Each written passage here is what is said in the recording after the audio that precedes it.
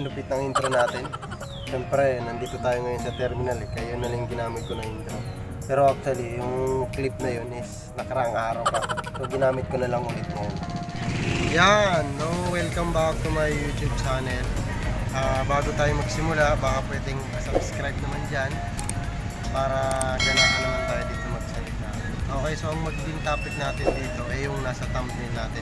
Sasagutin natin yan based on my experience kasi ganyan mismo yung nangyari sa akin. So actually, second account ko na to. Mamaya malalaman natin kung ang YouTube channel ba natin ay mamomonetize pa kahit na inabot na tayo ng 12 months tapos hindi pa natin inabot yung 1,000 subscribers. So bali ang sagot doon ay okay, pasensya na kasi nasa terminal ako, medyo maingay, pero huwag kayong mag-alala kasi sasagutin natin. So ang sagot doon ay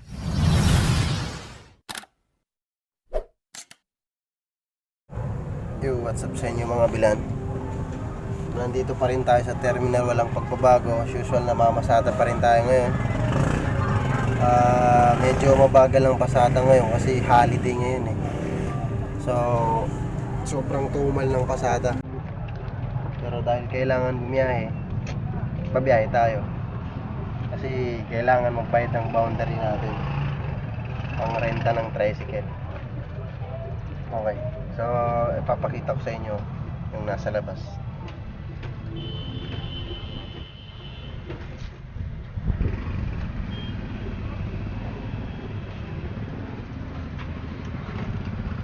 Ayan sila, yung iba nag-aabante.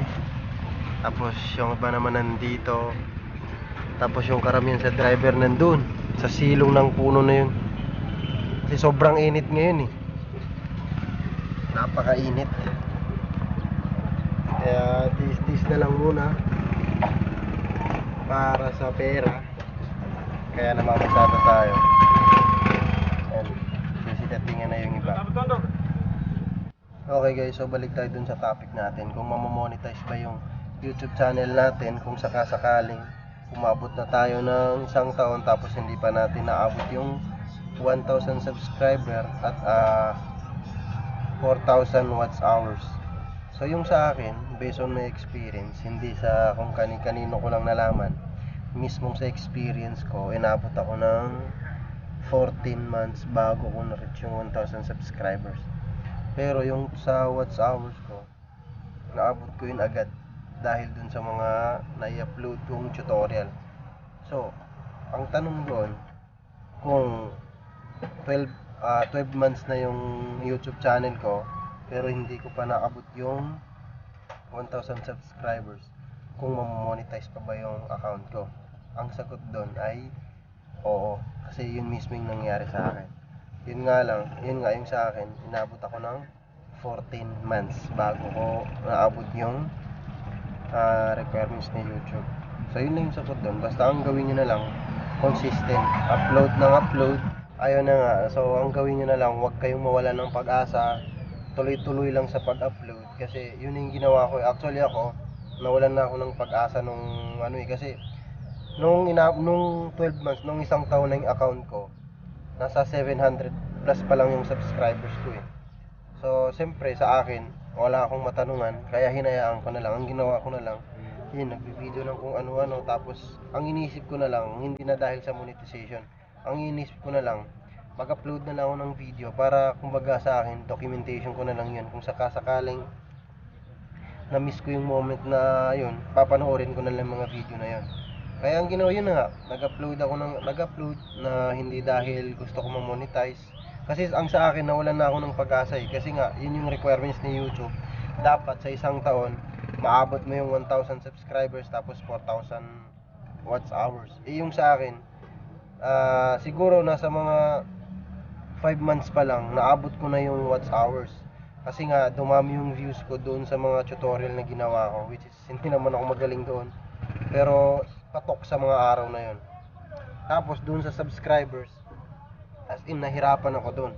Dumating ako sa point na nakipag-sub to sub ako. Kasi yun naman yung uso ngayon eh, yung sub to sub.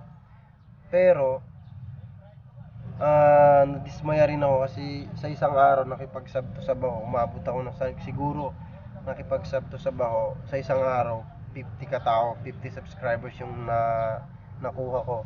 In the next day, nabawasan ako ng mga 100 plus na subscribers. Hindi ko alam kung paano nangyari yun. Kaya ang ginawa ko na lang, hinayaan ko na lang. So, kung pag-usapan natin ng usapang sub to sub, may nakakatulong siya. Kumbaga, win-win situation yun eh. Kasi pwedeng makabawas siya pwedeng ngayon, dumami yung subscribers mo. Tapos kinabukasan, mababawasan tulad ng nangyari sa akin. Kaya ang ginawa ko na lang, yun, nag-upload lang ako ng nag-upload. Di baling walang manood. Pansin nyo naman yung mga vlog ko, hindi nga umabot ng 100 views eh. Kasi konti lang talaga, as in walang nanonood. Ginawa ko yun na nga, hinayaan ko na lang, upload lang ako ng upload. Yun lang talaga yung ginawa ko.